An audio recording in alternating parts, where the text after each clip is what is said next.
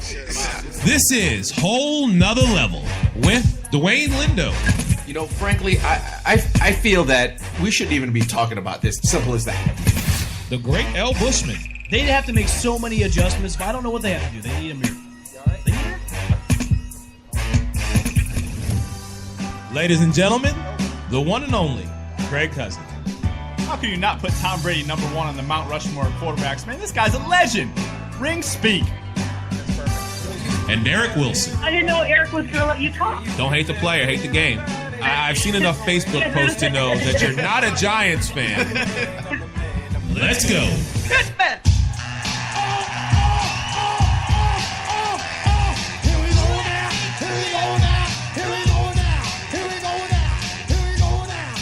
And welcome, everyone, to another edition of Whole Nother Level right here at Old School Bar and Grill, 1991 Main Street.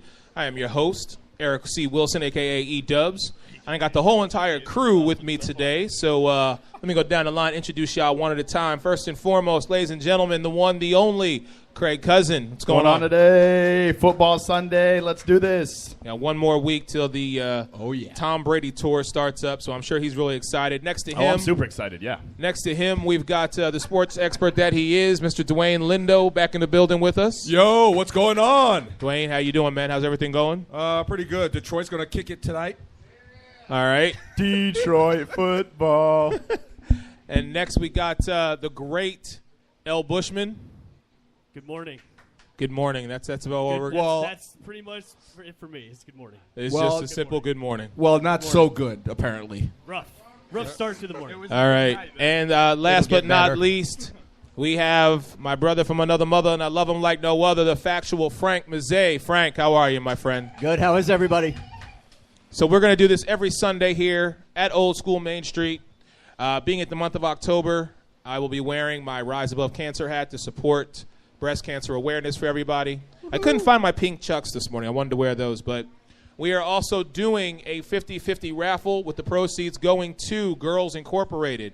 They are 1 for 2, 3 for 5, 8 for 10, and of course 20 for 20. I'm walking around, so if you are interested in winning a little money today, let me know. But whole nother level, gentlemen. I'm interested in making money today. Okay, so we all are. Okay. And I think we should do that throughout the 1 o'clock games. If I think that would be a good idea, but maybe. I think so. We'll definitely look into that. But gentlemen, let's get started with the Thursday night game. Even though right now we do have a game going on, this is the first of 3 times that when we do our show, there's going to be an actual football game going on. But I want to touch first on Cincinnati and Miami. Was that actually a game? First of all. Look in the. I mean, would you really call that a game? For AJ Green, it was a game. That's about it. He had a fantasy night, didn't he? Old AJ Green. Listen, yeah. In the beginning, when I saw the 70-yard pass from Tannehill to Kenny Stills, I thought they might actually be something, but you gentlemen are correct.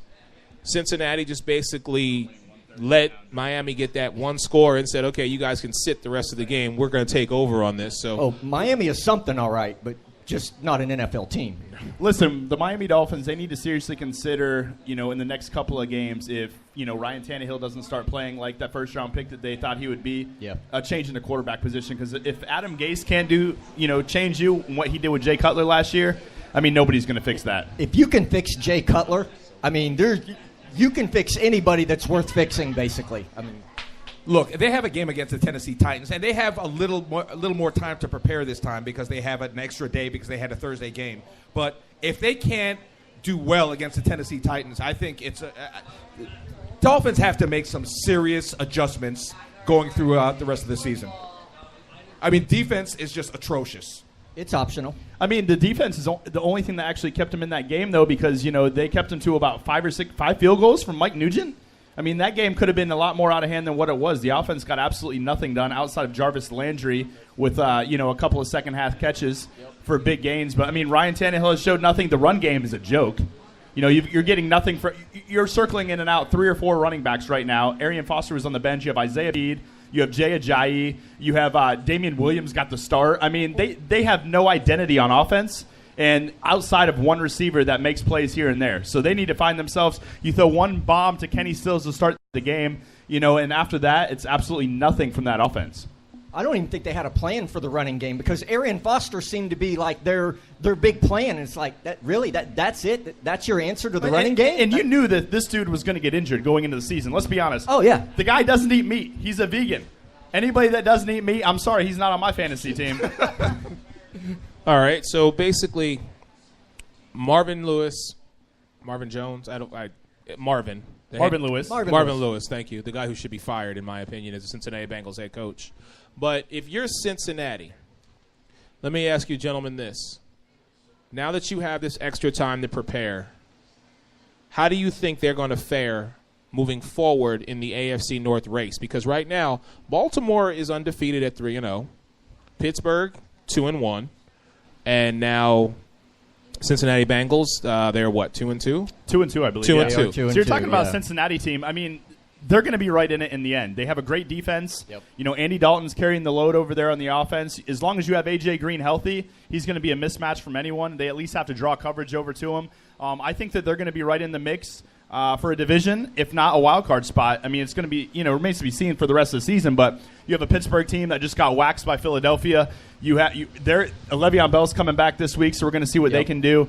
Cincinnati's sitting in a pretty good spot at 500 right now. We're going to see what Baltimore's made of. They have a home game today with Oakland. I think that's going to be a pretty tough task. It's not going to be an easy game there.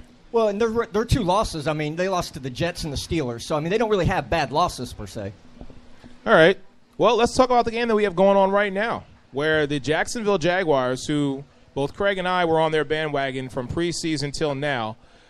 Craig, I'll ask you, is this the Jacksonville team that we've been waiting on all season long to finally show up? Granted, it's only week 4, but, I mean, they're in London. I haven't answered this one. They're up over Indy 20-6, about to possibly be 23-6. So can they still come back? You have them winning the division. I have them at least making a wild card spot. So are we jumping off the bus if somehow, some way, Indy finds a way to win this game today? Are we just saying, you know what, Jacksonville, nice field goal, made the field goal. Now it's 23-6. Listen, this is a game where a team where you can't jump off the bandwagon after 3 or 4 games, and you can't do that with any team. Once you make your pick preseason, you're stuck with it regardless. And look, granted, I wish I could take that pick back right now. But the good thing about this division is, if Tennessee beats Houston today, which that's kind of a coin flip game, most people probably pick Houston. They're only going to be one game back if they win this game. You'll have Indianapolis and Jacksonville at 1-3, and then everybody else at 2-2 in the division. So, I mean, the division's there to be had, but right now it's not off to a great start, obviously, from Jacksonville. They look pretty good today, though. But London's their second home because they've played in London the last 3 or 4 seasons. Well, obviously London is a better market than Jacksonville. NFL will make a lot more money in London than they will in Jacksonville. Listen, you got 2 bad teams playing right now. So this, to me, was a flip of the coin game because they're 2 bad teams. I mean, honestly, if Jacksonville thinks they can pick up the pieces after this one, I mean, good. I mean, but you're playing the Colts, and we've looked at how the Colts have been bad all season long. But they're a divisional opponent. Well, and sometimes you have to throw whenever division games, and trust me, if anybody knows more about division games, it's me. You have to throw all that rules and all those stipulations and everything about them. You've got to throw them out the window because anything is possible. And we're clearly seeing that. An 0-3 Jacksonville team is up 23-6 over a team that, Dwayne, you and I have actually picked to actually win this division in the Indianapolis Colts. Right, and obviously that was the wrong decision to make. I mean, I'll tell you that right now. And it's only 3 games into the season. The Jags, unfortunately. The Jags play the Colts tough every year. I mean, they put up 51 on them last year. I mean, Pagano is just keeping that seat warm for Jim Harbaugh for next year. I mean, look, let me ask you this. Aren't we trying to grow the NFL over there? I mean, and this is the best we could send. I mean, we're sending them the Jags. I mean, hey, this is the best that we have to offer. Look at us. But strategically, it's probably the best move on the NFL's part because you have a market in Jacksonville, as I mentioned earlier, that's not probably one of the worst markets in the NFL, and you're bringing it to a London market, which is huge. So, I mean, for the NFL standpoint, this is probably the best situation. Listen, I don't think the Londoners, as I call them, I don't think they care who's on the field. I mean, you have such a great crowd that's out there to watch football. I mean, everyone there is wearing a different team jersey, no matter who's playing. So I think they enjoy the game. Yeah, Frank, I agree with you. You have 2 bad teams playing in front of them right now. I wish they would have somebody else go out there. But, hey, I mean, there's always next year. They just don't know the Jags that well yet. They've only been there a few times. It's like the second or third date. I mean, they don't really know everything that the Jags are bringing. That's probably it. All right, so let me ask you gentlemen a question because I heard this conversation go on yesterday, so I want to get your thoughts and opinion. Should we be done with Thursday night games? The short week that, some teams have to play in, and are the Thursday night games becoming like they're not exciting? They're not really intriguing unless you're in fantasy like we are or you're a fan of the teams playing. So as a fan, I love it. I love Thursday night games. I like, getting off work or school, being able to turn on an NFL game on a Thursday. Some people are questioning the product that's put out there and obviously the players themselves in a short week. But for a fan standpoint, I think it's great. From a player standpoint now, you're talking about a team that has to play on a Sunday going to play 4 days later, still have aches and pains from that day. Yeah, maybe not, and especially the road team. And that's why majority of the time you take the home road team or the home team to win on that Thursday night because it's so hard to get up in 3-4 days and to come up with a game plan. But correct me if I'm wrong. The next week, obviously, you have extra time. Yeah, you have extra time to actually prepare for that game. So it kind of evens off, in my opinion. That is a good point. So you want to take NFL games away from us? No. Not me. Not okay. me. All right. I'm just saying it was a conversation that I had overheard, so I figured, I would ask you, gentlemen. What's your take on that, How Eric? you feel about it? Well, I look at both sides of the coin. I look at one side and I say, listen, I get football 3 days a week, Thursday, Sunday, Monday. That's a beautiful thing for me. However, then I have to speak to the health and well-being of these players who have a short week. And if you're already playing a game on Sunday night or Sunday afternoon, per se, and you have a slight injury, and then you have to go and play somewhere else, you know what I'm saying? Then 4 days later, you could aggravate that injury even more and then be sidelined 4 to 6 weeks. Well, you could also say that for the London games. These guys have to travel, 14 hours to get to London, then 14 hours coming back. So, to prepare for the upcoming week, you're almost taking a day out of their schedule. So should they keep doing a London game like this? No, you're right. You're right. Like I said, it was a conversation. I figured I would get your guys' thoughts and opinion on it.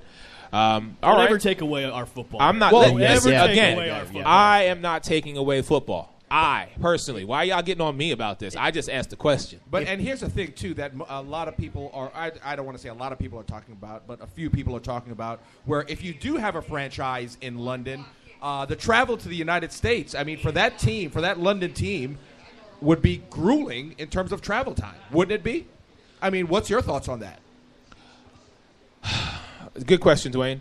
I don't know. I can't give you a solid answer on that one, only because I think as time will progress, I think we'll be able to see more and more of how these things are going to play out. I think if injuries start to be more of a concern, I think they might consider doing away with it. But I think right now if these players are getting paid millions of dollars, which they are, to actually play a sport for a living, I think that it's in the best interest of the fans to be able to see a Thursday night game. This is what this is what they sign up for. The one thing that I will say, though, is having it at 8:30 or 9 o'clock start on the East Coast is a tall task for us that have to work at 7, 8 in the morning to stay up till 11 or 12 at night to watch the second half of these games. So, a little bit earlier of a start, maybe 6:30 over here or something like that, I think would benefit, everybody. Listen, there's one thing that the NFL should do, and there's a huge market for it, and I don't know why they haven't tapped into it.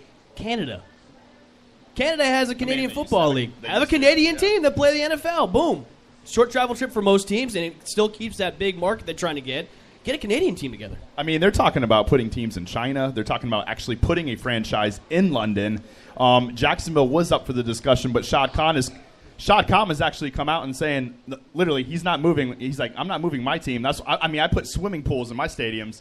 You know what I'm saying? So, he's invested a lot into the Jacksonville to try to grow Jacksonville. They've done pretty good in the draft as of late. We'll see where Blake Bortles ends up and what he does to grow this franchise. But I think moving forward that, he's put them in a good situation to where we're like, you know what, maybe Jacksonville is not a good team to move. But somebody else, I don't know what's going on in Oakland right now. They're talking about moving to possibly Las Vegas. And other places. So look, the best way to grow the Jacksonville market is to win.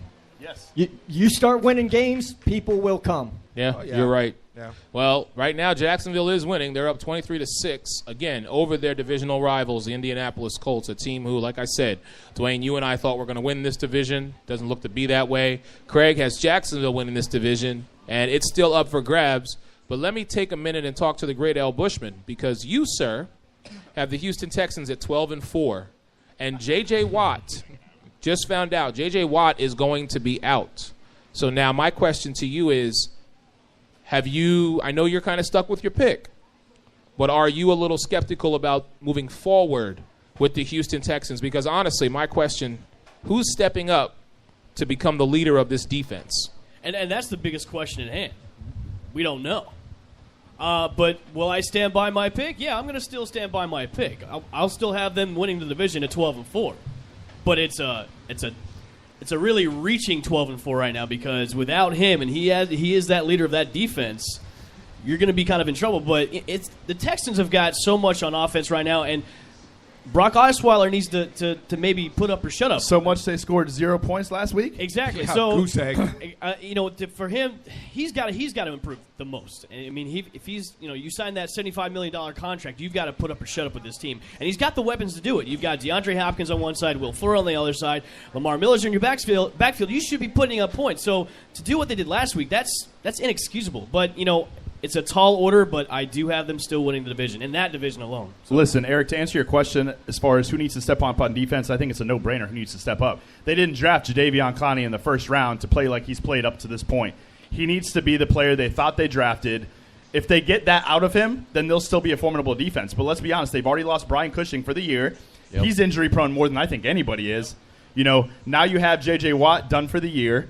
You have to have Jadeveon Clowney step up. And if he doesn't, then they're pretty much screwed on defense, because Vince Wilfork does provide a nice run stopper at the defensive tackle position.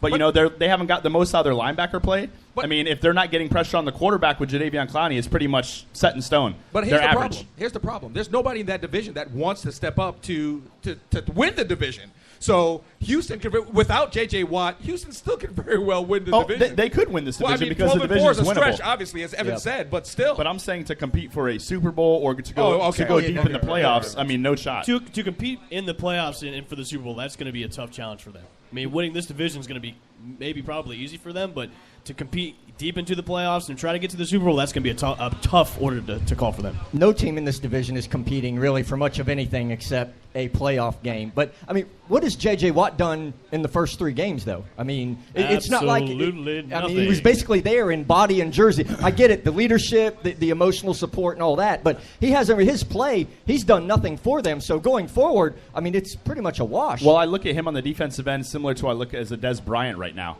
What have they done, really? Not a lot, but you know what? They demand a double team on every possession.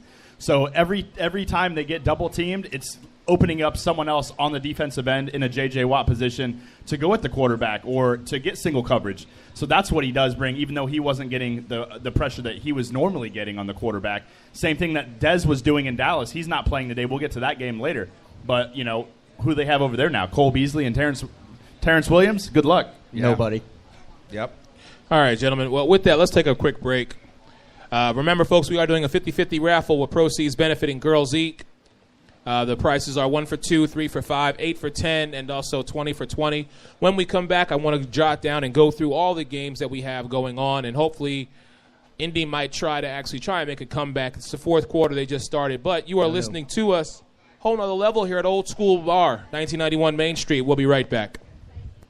And welcome back to Whole Nother Level right here at Old School, 1991 Main Street, Sarasota, Florida. I am your man, E-Dub, a.k.a. Eric C. Wilson, alongside the factual Frank Mazzei, the great Al Bushman, the sports expert Dwayne Lindo, and the one, the only Craig Cousin. We got a couple people coming in right now, but you know what? We have our longtime standing fan here, Mr. Detroit Lions himself. There he is. We're gonna talk about your Lions and your Bears right now. Well, not your Bears. Oh, he said it. We're going to talk about your Detroit Lions right now, even though you said 2-0 in Lambeau last week, and that was not the greatest pick in the world. Well, that didn't happen last week. But I will say this to you. I'm all about the Motor City this week because without Jay Cutler, I expect Matthew Stafford to have a big day in the Windy City. So, gentlemen, I'll kick it to you. Lions-Bears, who do we have in this game? I'm picking the Lions, man. I love the Lions right now. I think Matthew Stafford has found his replacement for Calvin Johnson in the name of Marvin Jones. Yeah. Right. Been going off. I've got the Lions all day with them against the Bears. The Bears are a mess right now offensively. Defensively, they're doing all right with doing their thing, but they cannot put up points. And with Jay Cutler being absent, I think that's a good thing for Chicago. But I've got Lions all day, buddy. Yeah, I'd have to agree. I mean, the Bears. The Bears are not going anywhere at this point. What, have they even won a game? They're winless. They haven't.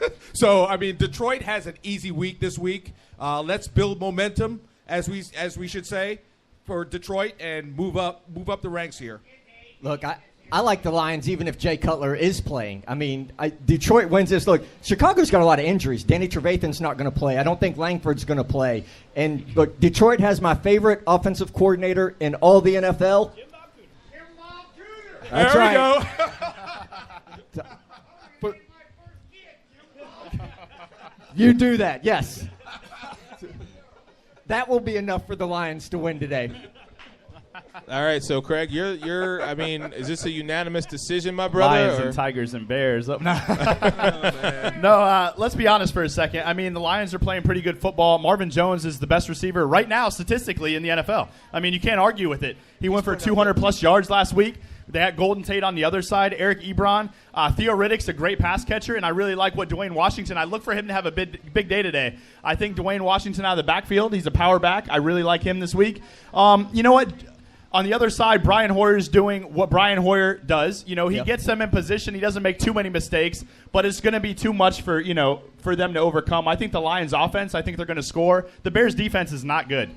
They are not very good at all. So I look for a high-scoring game today with the Lions in the 30s. So I think the Detroit Lions are going to move to, what would that be, 2-2 on the season? And 0-4 for Chicago Bears fans. Unfortunately, it's not a good season for them. Hey, they can get their quarterback next year in the draft finally. Hey, they can get him if they call up New England and ask for Jimmy Garoppolo. They can get Jimmy Garoppolo right now, I'm sure. Jacoby Brissett. Hey, that's it. I mean, I'm just saying. I mean, after this week, we're going to forget the names Jimmy Garoppolo and Jacoby Brissett because Brady is back. So Tom clearly Brady, baby. It's not even Come going on to back. matter. With that, let's jump to the game, and I'm going to let him loosen the booth here for a minute. So as I do here on Whole Nother Level each and every time, ladies and gentlemen, the one, the only, Craig Cousin. Jacoby Brissett at the helm. Jacoby Brissett today. So, they just announced that Jimmy Garoppolo is going to be inactive. That means Julian Edelman is the backup quarterback today for New England. God forbid if Jacoby Brissett goes down, then we got Julian Edelman, the Kent State product, taking over at quarterback. You know what? Buffalo Bills coming into New England. I like to see a lot of LeGarrette Blount today. I think we are going to. He's leading the league in rushing right now, and I think he continues to have a big game today. He's look for one or two more hurdles, if you will. That's become his staple over the last couple of weeks. I like Julian Edelman to have a pretty big day, and look for him out of the Wildcats to put a couple of trick plays in there today as well. As a quarterback or as a wide receiver? No, I mean I think he's going to take a couple of direct handoffs, so he might take a couple runs, but don't be surprised if he does throw the ball once or twice today. And if Jacoby Brissett goes down, I mean not to say that I want that to happen, but I kind of want it to happen. Don't worry, Being Greg. in New England, you want to see Julian Edelman? I do want to see Julian him Edelman at as quarterback. quarterback. I really do. I want to see what he can do at quarterback. It seems I'm kind of curious to see what he would do. Yeah. I would like to see that happen, honestly. I mean, the Wildcat product, he's Right, going to do a lot of running, but, it would be interesting to see if he can air it out a little bit. I think Gronk will have a bigger role this week. He had 14 snaps last week. He's kind of just nursing that hamstring injury. But listen, if Gronk's on the field, you have to shuffle, coverage over to him regardless of whether he's healthy or not because he's just such a mismatch. So you have him, Martellus Bennett, Amendola. I think our offense is going to be adequate enough to get the win today. I think it is going to be a closer game, though. I'm looking on the lines of like 24-21 New England this week. You're actually giving Buffalo 21 points. I mean, This well, is- you know this what? is shocking. Sammy Watkins is ruled out, so you got Robert Woods as your best receiver over there. So maybe not, but you know what? I still think it's going to be a close game. I really do. They might have gotten some insider information because Rex Ryan did pose as a reporter calling Julian Edelman this past week, so you never know what could happen. Listen, I love the matchup of these two teams only because Rex Ryan loves to pull out all the stops when it comes to goading Bill Belichick and the Patriots, but, the Patriots are just win, baby. even with Tom Brady one week away from coming back for the road show, the Patriots all day against the Bills. Rex Ryan can be funny because he won last week. If he comes off a win, he's funny, he can talk, he can run his mouth. Reality's about to set in. I mean, the one thing I will say is that they had to prepare for two quarterbacks.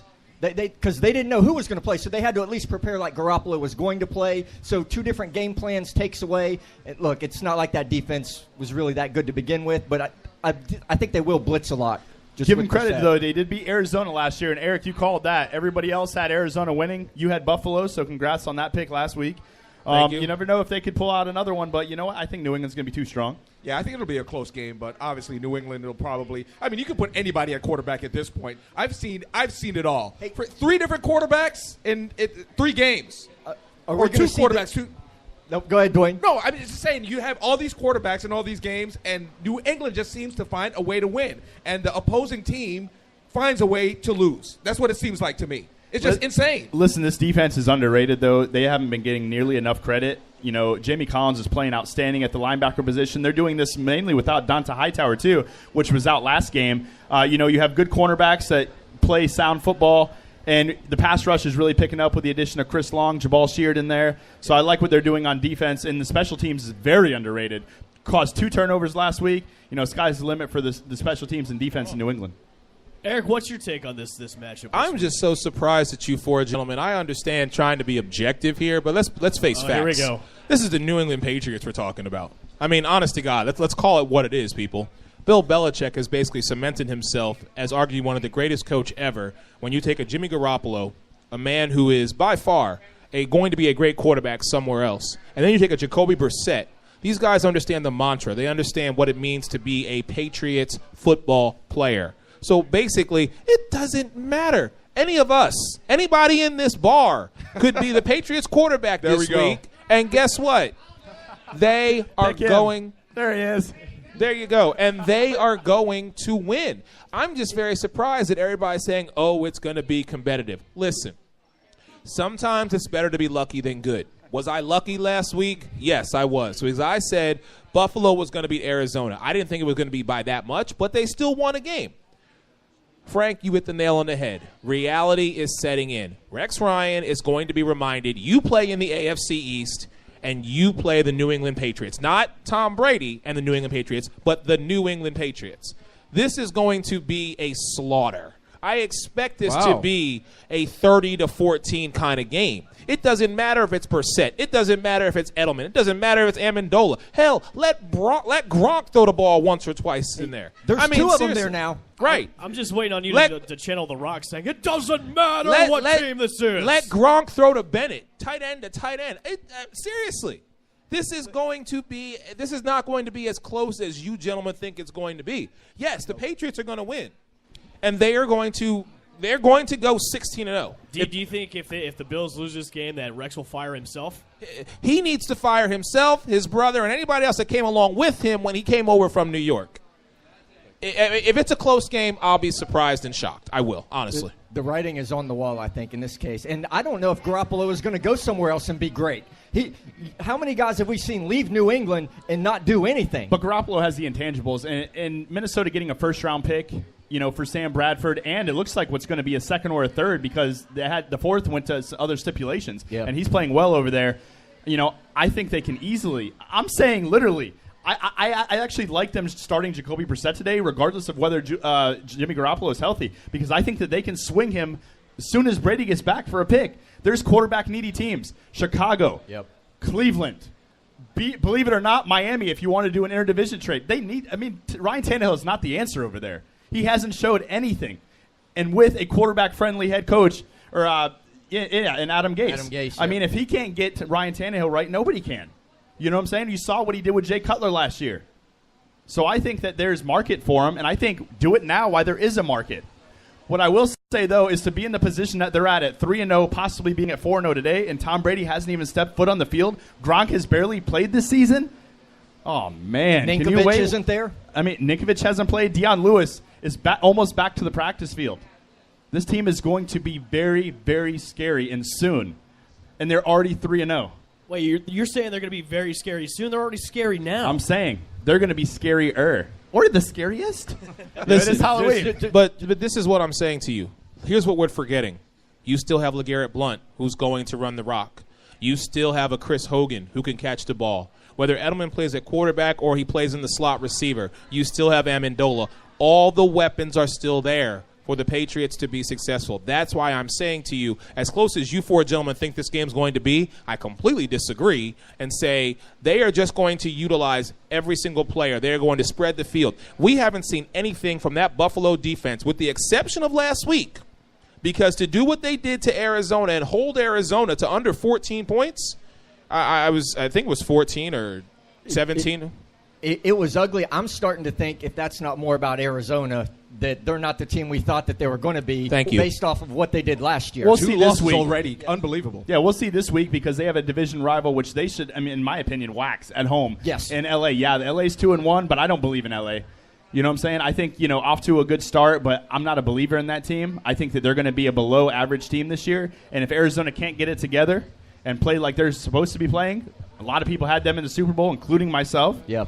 Then you might be right on that. Speaking of below average teams, let's talk about the other below average team, and that was a team that went to the Super Bowl last year and lost, the Carolina Panthers, a team whose bandwagon I rode all last season long. They're now going into Atlanta.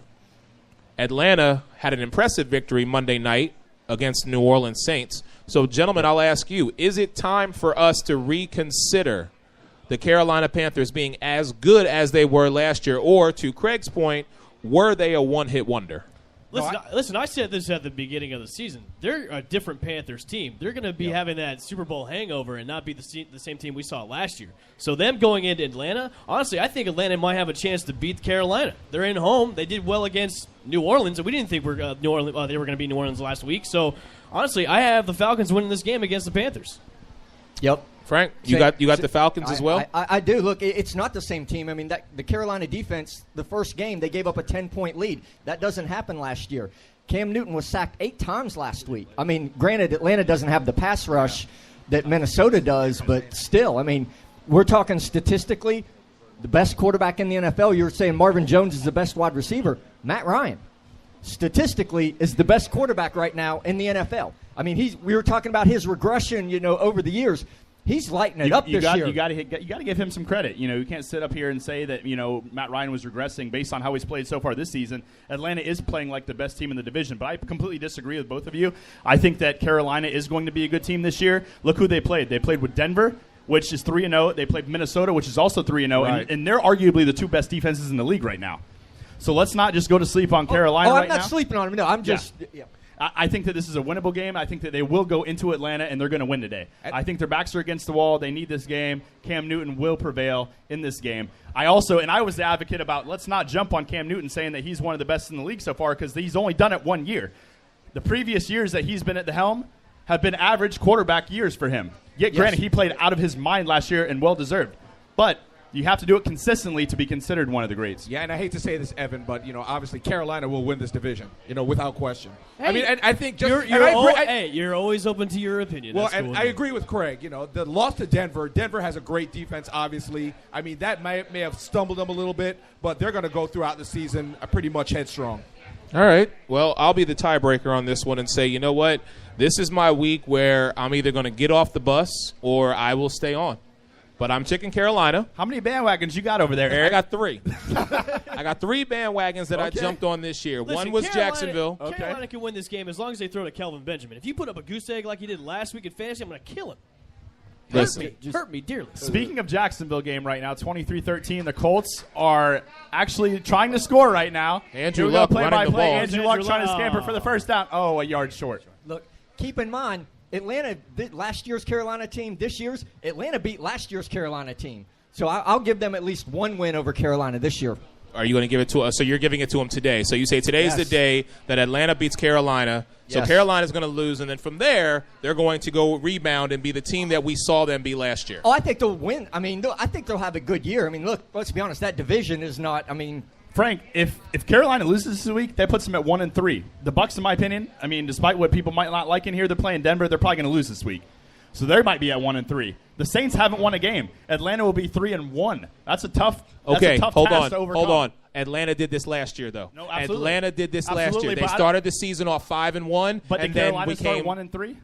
no Did the Saints start 0-3, 0-4? last year. I think they may have won at this stage of the game. They may have been 2-2. I'm not sure. Yeah. We could raffle off the NFC So the South. division itself is not playing up to par. Yeah, but what I'm saying to you is Atlanta last year, we saw them start off 5-1 and finish the season 8-8. So I'm not surprised by what Atlanta's doing right now. What I'm saying is the end product after week 17, if they are anything above 8-8, then it's a great season. But if they are 8-8, I'm going to say what you say when it comes to the Bucs. It's the same old Falcons. Let's give that defense a little bit of credit, though, because they have been playing a lot better than what people expected. Dan Quinn has them in the right direction. Let's see. What that still remains to be seen. You're from Missouri? No, I'm not from Missouri. Why? Show me state. Fair enough, Frank. Nice. Fair enough. But let's talk about where's Carl? There you are. Let's talk about your Raiders. Actually, I'm going to give the mic over to Carl because I want to know because you got a Ravens fan in the building here. You got a Ravens fan in the building. You're going up against the Ravens. Listen, I love your team. There's no question about it. But the Ravens are 3-0. So talk to me about your Ravens. Are you going to win today? Yes, sir. A man of few words, everybody. A man of few words. Fine. Ladies and gentlemen, that was Carl, the owner of Old School. But, okay, Carl says they're going to win. Of course he is. But let me ask you this. Baltimore sitting at 3-0 atop the AFC North, a division that has the Pittsburgh Steelers, the Cincinnati Bengals, and the Cleveland Browns. They're winning. Speaking of winning. Touchdown, T.Y. Hilton and the Colts. The Colts just scored to make it 23-20. I said this before the break. I said unless the Colts find a way to come back, Jacksonville was going to win this. But getting back to... Okay, John Madden, way to state the obvious there. Hey, you know what? That's it. If he would have got 2 more yards, that would have been a first down. Here, you can have There it. he is. I'm turning it over. Here you go. Oh, there we go. So, anyways, listen up. We have a Baltimore Ravens fan right over here, and I want to talk to him about who he thinks is going to win the game and why. So, please, what's your name?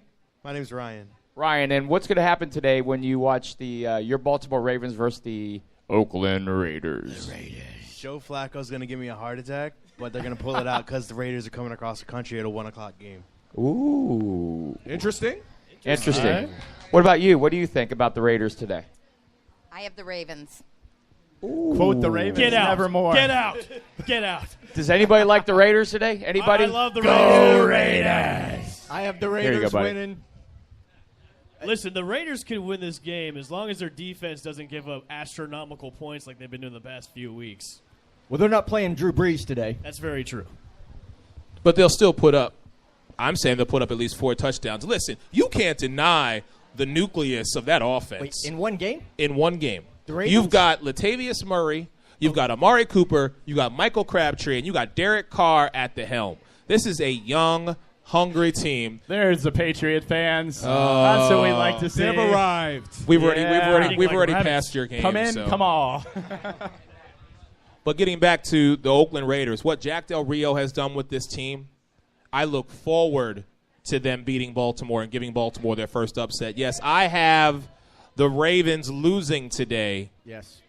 To the Oakland Raiders. Yeah, Eric, I agree with your statement too because let's see who Baltimore's played so far. Granted, they played pretty good, but they got wins against the Bills, the Browns, and the Jags. Woo! I mean, that's not a crazy slate right there Key wins. that they've had to go to. You know, it's not like they went through the gauntlet, if you will. So I like the Raiders today to give Baltimore their first loss. I like a lot of Derek Carr to Amari Cooper today, and I like to see a little bit of Latavius Murray out of the backfield. I think to do for a pretty good game. Don't forget but about I think it's going to be a Crabtree. close game. I think it's going to be a field goal game out to the end. This Wow. is the same Ravens team that was down 20-0 to the Browns. They should have lost to the Browns. I mean, Well, it was the Browns. Everybody's down It was 20-0 the to the Browns. Frank. So was Miami last week. There it is. Everybody's behind the Browns still at halftime. If Josh Gordon didn't say he wanted to go to rehab, he was on my fantasy bench. I was waiting Wait, for week 5. no, wait. There are 3 people. I don't know. Did you have him? No, I did Did not. you have him? I was smart enough Okay, so not to 3 pick out of the him. 5 of us said we'll take Josh Gordon in the late round because when he comes back, Yes. he was going to just ride I us was- into the end of the season. I was smart enough to pick up Terrell Pryor on the waiver wire. Oh trust my me. Say, goodness! after last week, if they're going to use him like that, I mean, of course he can't play Miami every week, so This is very true, and we'll see. What? He's going where? Who? Josh Gordon? No, he's going to rehab. That's where he's going to rehab. You going to rehab for weed? Boo this Go man. to Boo. rehab. I said no. So we have no. some Patriots fans. Gentlemen, we have some Patriots fans in the building, so I have to ask them, are you playing quarterback this week, sir, for the Patriots? No, I'm not. Okay, so that means, Miss, you are playing. Absolutely. Okay, so Hey, she right could here, probably play. here Let's is your get that way. quarterback Yeah. for the New England Patriots. The Patriots are going 4-0. We just wanted to know. Yes, exactly. Well, pretty much with anybody, they could win. All right. Well, we talked about the Browns. Let's talk about them. Are they going to get their first win today against Washington in Washington? Anybody here think that? Anybody think the Browns are getting their first win today? That's Eric, a tall Eric, order. I That's just a heard tall pin order for the drop. Browns. I just heard a pin drop. Okay, we're going to move on. Next game. Frank, one of Yes. your 2 favorite teams in the NFL. Oh, I know who you're talking about. Of course you do. The Seattle Seahawks are coming to the Meadowland to face the Jets. Yes. So I have to ask you, Frank, which Seattle team is going to show up, and more importantly, which Ryan Fitzpatrick is going to show up? Well, he can't play any worse this week than he did last week because last week he had his worst game ever. And that's saying something for Ryan Fitzpatrick. I mean, my goodness. I mean, as bad as he's been throughout his career, and then to have your worst game ever, that's just, I mean, really pretty pathetic. I will say this. Teams coming from the West Coast this pretty much don't win. They have a 35% winning percentage in early games. It's an early game. As much as this pains me, look, the Seahawks, they bring defense, but they don't bring offense. I mean, Russell Wilson is hurt. Even though he's going to play, he's not the same. There's no offensive creativity there basically at all. They can't even spell beast mode at this point. I mean, their offense is laughable. And the Jets do have a good defense. And their losses this year haven't, well, Kansas City, that was just Ryan Fitzpatrick taking the week off basically. But I am going to pick the Jets to win. I need Fireman Ed to rile them up, but 6 picks. Jets. Six All right. picks. Ryan's Fitzpatrick. 6 picks. Fitz picks. Yeah, that you could probably Hey, look, it pains me.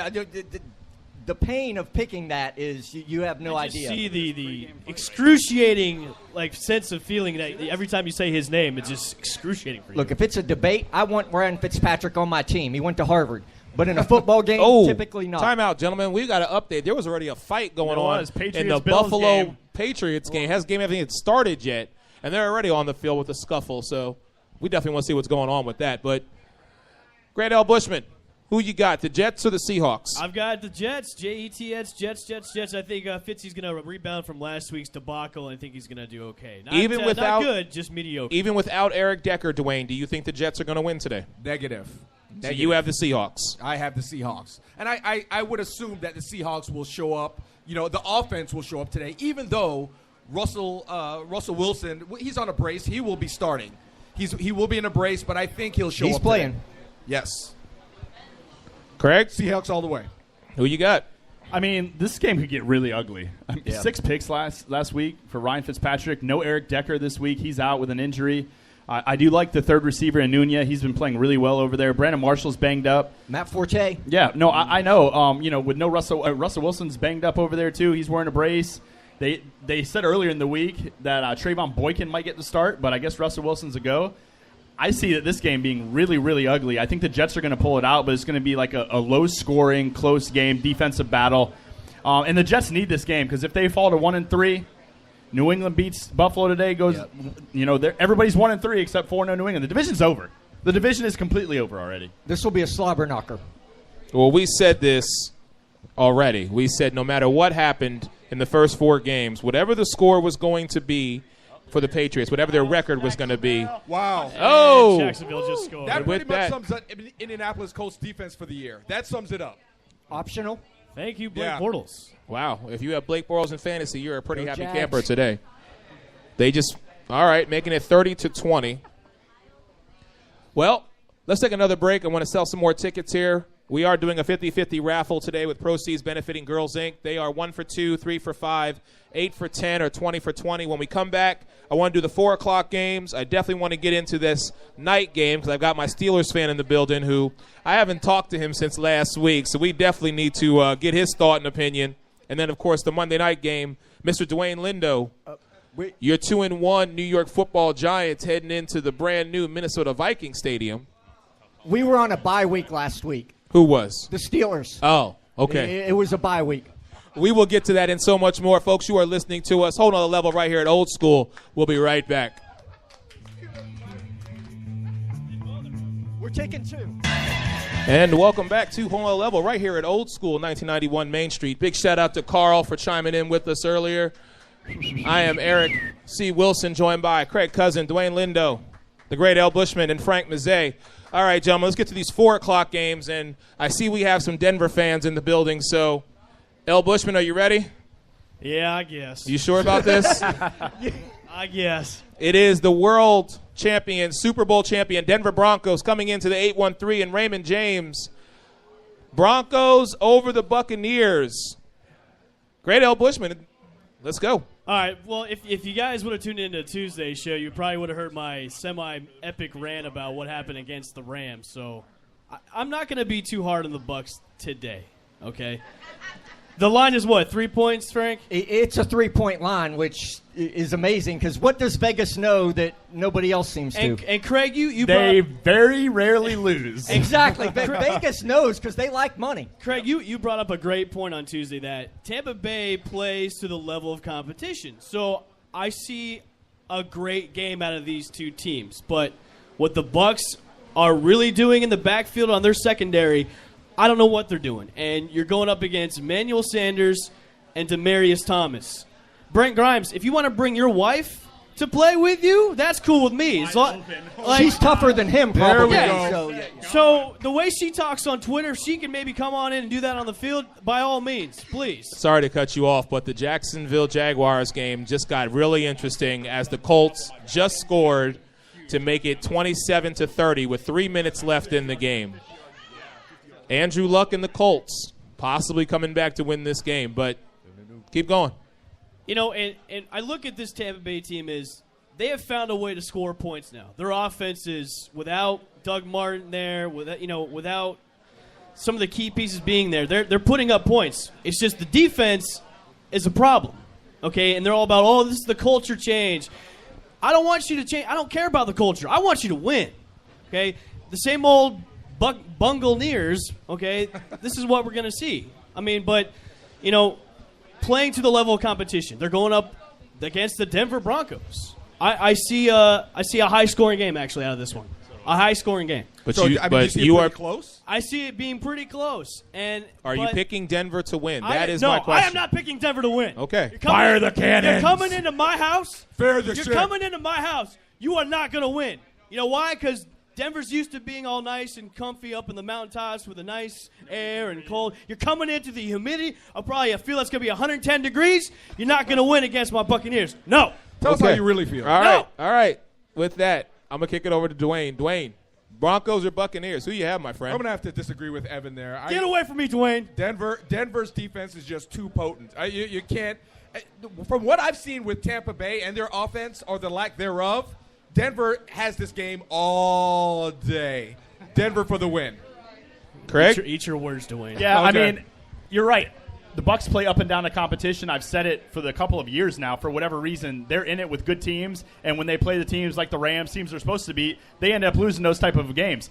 But, Denver's defense, like you said, is probably playing, along with Minnesota and Kansas City right now, the best in the league. Right. I don't know how Jameis Winston's going to fare today. What I will say is it's a lot easier for the Bucs because Denver does play up in that air where nobody else can breathe when they go up there. So it's good that nobody's going to be able to breathe today because it's hot and the humidity is going on over there. I see a high-scoring game, but what I do see is Denver being able to pull it out. I have them winning by about 10 points here. I see some screen passes to Demaryius Thomas where he makes something out of nothing. I see a lot of C.J. Anderson, and Emmanuel Sanders has been playing, some of the best football from the wide receiver position that we've seen.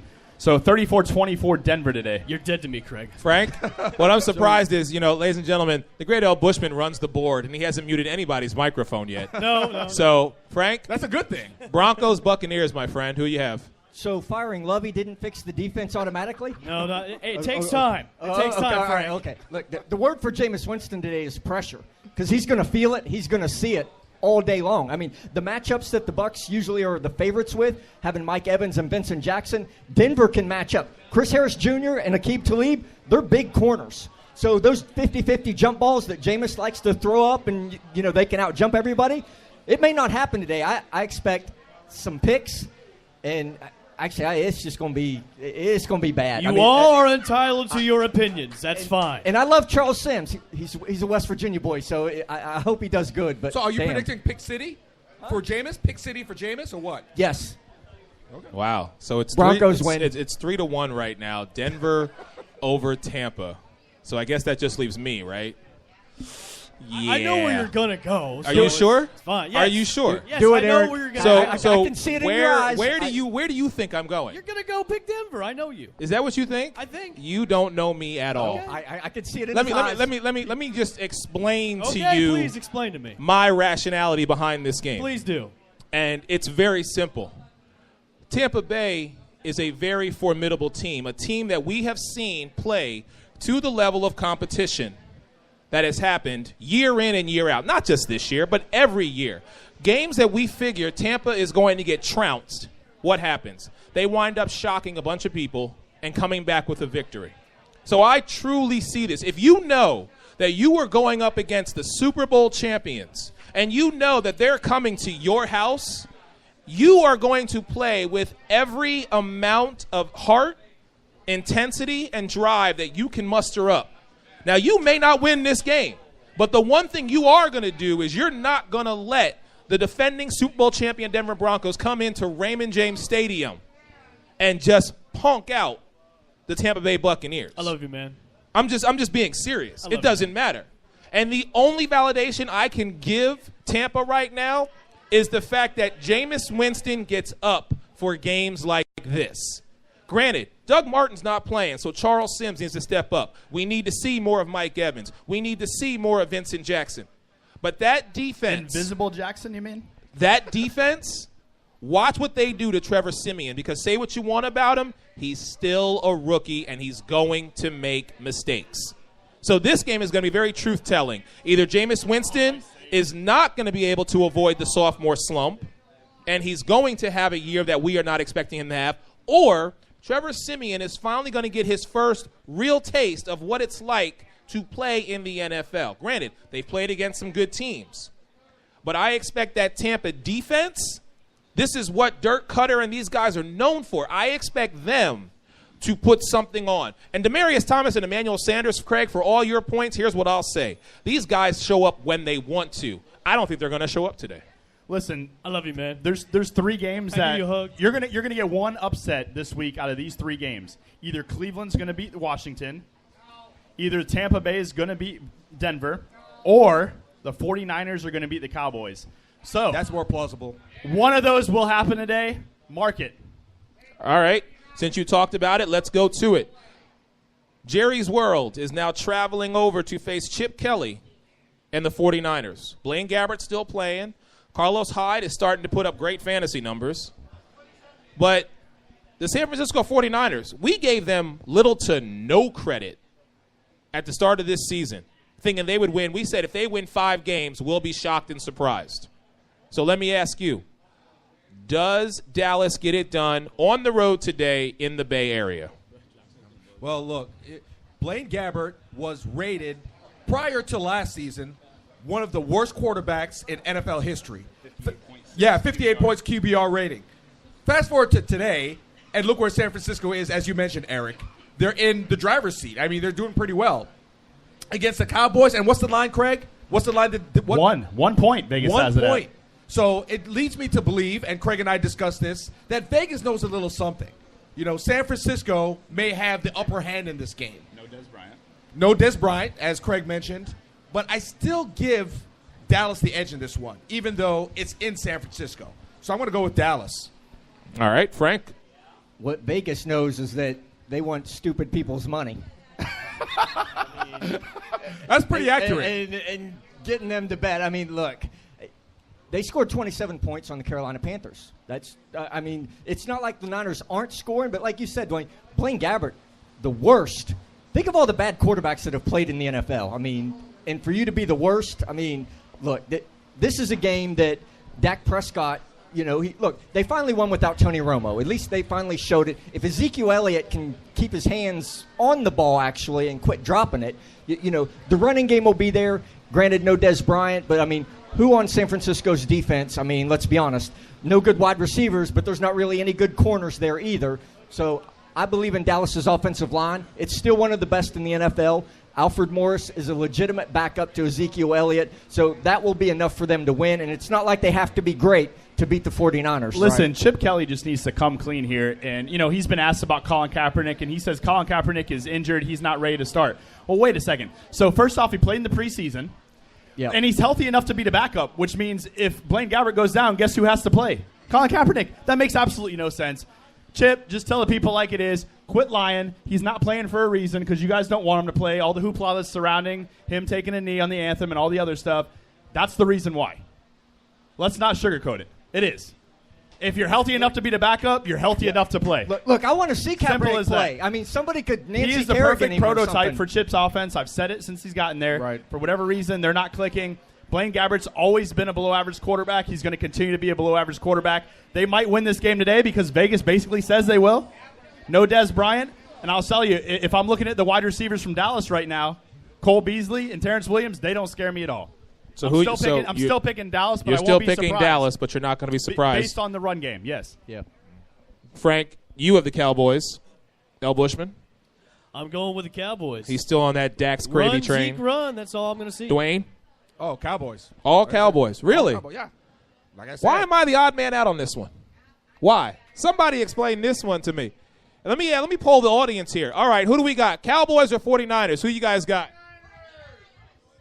49ers. Well, it looks like it's me in the bar versus all you guys. Well, I mean, it's Vegas. Vegas And listen, is telling you to pick the 49ers. I'm the first man not to give my former coach any love, but what I will say to you, though, is with Blaine Gabbert, he's producing, and you've hit the nail on the head. With no Dez Bryant, Zeke needs to hold on to that ball. Granted, Dallas is one of the best offensive lines in the NFL. I don't think for this game they are going to be able to beat the 49ers at home. I just don't see it. You miss Chip. No, I don't. Come Not on. at all. Yeah. Doug Peterson needs to be coach of the year, in my opinion. All right, gentlemen. Drew Brees and the Saints need a victory. The Aints. Now they're heading into nap time San Diego with the Chargers. And the Chargers are looking not that bad, so I'm going to ask you, who do we have in this game, Saints or Chargers? Man, talk about a fling fest. Two quarterbacks pretty much brings up your fantasy numbers if you have these two quarterbacks, but Yeah. no defenses on both sides. So, wow. Talk about a toss-up. To me, I would say the Saints. All right. Is Willie Snead back? Did we know? Willie Snead is playing, I believe. That's what I've heard. You know, listen, I think that the San Diego Chargers at home are going to win this game. They've been playing above average all year, actually. They should have beat Kansas City until Keenan Allen went down week 1. They were up 20 points in that game. They blew it. They've been playing a lot better football than the Saints have. The Saints can't stop a nosebleed. I mean, their defense is atrocious. So I see a high-scoring game here, and I think the San Diego Chargers are going to win. Listen, the Saints are the Aints right now because they can't win anything. Listen, at 0-3, I'm not. You can't get up for the 10-year anniversary for Hurricane Katrina. You can't get up for anything. I agree. Who do you got? This is true. Frank? Tyrell Williams is in my starting lineup, and that should tell you all you need to know about today's game. I got the Chargers. I mean, look, the Saints, their defense, it's terrible, and they're still paying people. I mean, they have $40 million in dead money. I mean, they're paying people $40 million that don't even play there anymore. I mean, because they were either that bad or it just didn't work out. I mean, there's been bad personnel decisions. The only person on that team that seems like they can play anything right now is Drew Brees, and he's not going to be enough, even though, look, San Diego's defense is, I mean, and I got to say, it's optional. I got to say, Drew Brees is the only reason why I'm picking New Orleans Saints for this game. I mean, it's going to be a sling fest, so I give Drew Brees the edge. I'm going to say it's going to be definitely a shootout, but I've got San Diego on this one. I think they're playing a little bit better than the Aints right now. Wow. Well, let me ask you gentlemen one question. and I know Frank will know this. Before Drew Brees came to New Orleans, where did he play? San Diego Chargers. And he was back up to Phillip River, correct? Yes. Okay. So what I'm looking at is you're down 0-3. You've got your main target back in Willie Snead. And you're going back into the place that got rid of you because they had more invested in Phillip Rivers than they did in you. So when you left, you went to New Orleans, helped rebuild that franchise, and won a Super Bowl championship. So you don't think anytime he goes back to San Diego, he just wants to stick it to him every single opportunity he gets? No, because if you can't put up anything on the anniversary of Hurricane Katrina, you can't definitely do that. We've talked about this before, Eric. Drew Brees has consistently refused to take a pay cut in order to make his team better. He demands $24 million a year in, year out. The Saints are never going to get better on defense when you command that much money to one position. Therefore, they're mediocre. And they'll continue to be mediocre. They're losing today. But you're playing a defense that basically does not exist in the San Diego Chargers. So that's why you're all saying a high-scoring game. I'm going to give the edge to Drew Brees and the Saints for the fact that Willie Snead is back this week. Mark Ingram's going to play. He's going to be good. I'm sure Colston will get his touches. But I'm saying at the end of the day, Brees has more weapons right now than Phillip Rivers does. And for that reason, I'll pick the Saints. Let's go. I'm not alone. No, you're not. Let's go to the Sunday night game. And I'm so glad that my friend, Mr. Pittsburgh Steelers, is standing right here next to me because it is the Kansas City Chiefs and the Pittsburgh Steelers. Now, sir, last week you had a lot to say to me as a Philadelphia fan because, you know, Ben Roethlisberger, D'Angelo Williams, Antonio Brown, probably the top wide receiver in the league. Well, second right now. Hey, he had over 130 yards. Hey, hold on, Frank. I'll get to you in a second. So I just want to ask you, how are you feeling about tonight's game with Kansas City coming to Heinz Field? We have Le'Veon Bell tonight. That's all that has to be said. And on top of that, everybody was sleeping last week, so hopefully that was a wake-up call for our team. So. I mean, you got beat 34-3. And I'll be the first. Listen, and I'll be the first one to admit it. I did not expect this game to go the way that it went last week. I was shaking in my boots until about the second quarter. But so Kansas City, Le'Veon Bell is back. Antonio Brown is going to be there. Marcus Whedon's going to be there. Big Ben is still standing upright and healthy. What do you see happening tonight? Not just a victory, but do you see a blowout? Do you see a close game? What do you see with Pittsburgh and Kansas City? I think it'll be a close game. I doubt it'll be a blowout. All right, close game. Gentlemen, Kansas City rolling into Pittsburgh. Frank, I already know who you have, so we can just bypass you. No, we won't. Frank, I mean, honestly, this is your key matchup.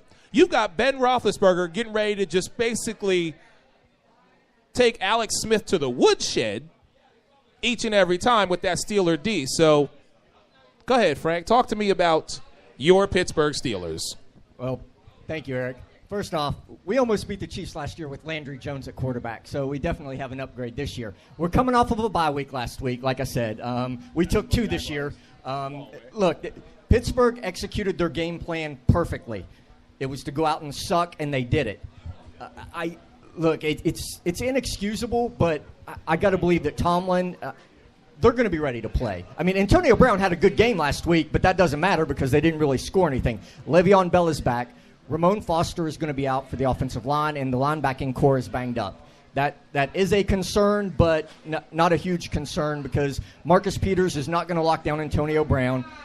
Everybody's going to have to step up. It's not a gimme game, but again, coming to Heinz Field, and after last week's game, if those players aren't listening to every coach about how they played, I mean, my goodness, it's like they spent the whole week in strip clubs and getting drunk. Yeah, I look at last week's game as a hiccup for Pittsburgh. Granted, they got a hiccup. Yeah, a hiccup. A hiccup. You're going to call the 34-3 beatdown that Pittsburgh Steelers faced against my Philadelphia Eagles a big hiccup. It was a hiccup. It was a hiccup because I think this team's going to be in it moving forward. I think that they just, for whatever reason, they got left on the plane with their luggage. You know, that's what happened. Now they're back at home. They get Le'Veon Bell back. Antonio Brown, I think they're going to have enough definitely to win this game against Kansas City. They win this game by 10 today, get back on track. Pittsburgh. Dwayne? Yeah, obviously, Steelers bounce back from last week, that debacle. Steelers win it. Listen, every good team stumbles here and there. I still got Steelers all day against Kansas City. Oh, make no mistake about it. I picked the Steelers to win this game. But I'm with just having Le'Veon Bell back, boom. I mean, you're calling by calling it a hiccup. I'm like, okay, if it was a closer game, I could see a hiccup. Looks like Indy is going to try and do something. This they is have pretty much no Hail Mary timeouts. or nothing. It's a wrap. 6, 5, 4, 3, 3, 2. Spike the ball. 2 seconds. Wow, this is going to be really interesting. The Colts with one shot to try and win this game. I mean, that's it. It's a Hail Mary. Yeah, but you can't make it 8 yards. All right, we got one last game to get to. It is the Monday night game. It is the 3-0 Minnesota Vikings playing against Dwayne. Your 2-1 New York Football Giants, who are looking pretty good. I got 2 things to say. 2 words. Go ahead. ODB, Shepard. Sterling Shepard. Those 2 guys are going to make mincemeat out of Minnesota's defense. You Really? know, everyone's been talking about Minnesota's Wait, defense. have you been watching Minnesota's defense? Oh, yeah, I've been watching it. Everybody's been talking about it. Everybody's been watching it. I understand how good they are, but New York Giants will handle that this week. New York Giants. Minced meat. For the W. All right. Yeah. Watch. Mark my words. Wow. I'll be calling you Monday night. Trust me. Okay. Dwayne is By saying halftime. that the New York Football Giants are going to beat the Minnesota Vikings. I think this is the first time in the history of Home Level Level that Dwayne is so confident about his team, he is going with them. Because normally he's Mr. Objective. But, Craig, Giants, Vikings. Yeah, I disagree. I think Minnesota's defense is playing outstanding. I think that Stephon Diggs and Sam Bradford are beginning to get a great connection. I like Kyle Rudolph finally emerging as a pretty good tight end now that he's getting targets. I see Minnesota winning this game because they're at home. If it was on the road, it might be different. But at home, Monday Night Football, too much. Minnesota Vikings, purple people eaters. And Giants are a great road team as well. So just let's put that in your back pocket. They were a great road team. I don't know if they still are. Listen, the way the Vikings have been playing has actually surprised me, but their defense is just too monstrous for little old Eli and the Giants. I think Eli's going to be throwing up picks all day against that Purple People Eaters Part 2. I got Vikings all day. Frank? Sometimes when you understand something, it's the difference between your heart and your mind. It's like you say you understand that the Vikings have a good defense, but look, Eli my heart is telling me yes, I think great is the but my operative word. I body- guess I don't know. Eli is 2-5 against the Minnesota Vikings. It's some teams you just don't match up well against. You just don't perform well against. Maybe he has a fear of purple, but he's 5 touchdowns and 14 interceptions against the Minnesota Vikings. And look, their offensive line has some issues, and that's not a team you want to see if your offensive line is not at 100%. Dwayne, you started this by giving 2 words. You said ODB and Shepard. Those were your 2 words. You got it. I'm going to counteract you, my brother, and give you 2 words. Bradford and Diggs. Oh, jeez. Because I know Sam Bradford. You dig I know it. you guys are not picking the Giants in this one because of the division. This has nothing to do with the division. This is me, for once, taking your role and being completely objective and saying to you, what I look at is a Minnesota defense that has dominated the first 3 weeks. I'm looking at We the got combination. Giants fans out there. Boo. That's They're fine. booing. There you go. Thank you. That's Thank fine. you. That's fine. That's what I expect. Big blue. But Sam Bradford has finally come into a spot where he can be successful. Okay. And Stephon Diggs Good luck with that. has hooked up time and time again. Not to mention, if you're a Giants fan and you're picking the Giants, why are you wearing purple to support the Minnesota Vikings, bro? Let me ask you that question. First of all, this is not purple. This is more burgundy. like a burgundy. Yeah, it's close enough. All right. Dwayne doesn't do homer picks in defense. He doesn't. That's why I doesn't. said that's my job. I'm the homer pick guy on this show. Thank you very well, unless you're Craig and the Patriots. I'm not biased at all. No, not at all. No. All right, gentlemen. With that, we are going to take our leave because the games are getting ready to start. Yes, congrats to Jacksonville getting their first win of the season. Go Jags. Go Jags. Maybe they should just stay in London. Maybe they just have better luck if they stay in actually do London. play very well in London. You're right. We are going to be here every Sunday. We're going to stick around and do a little bit more with this 50-50 raffle with the proceeds benefiting Girls Inc. I'll be coming around talking to you. So for the one and only Craig Cousin, Dwayne Lindo, the great Al Bushman, and Frank Mazzei, this is your man E-Dubs, Eric C. Wilson. Until next week, we have taken you to a whole nother level. Thank you all very much. We'll see you next time. Every Sunday. Thank you. Come on out early. tonight? The same thing we do every night, Pinky. Try to take over the world. If you're so mad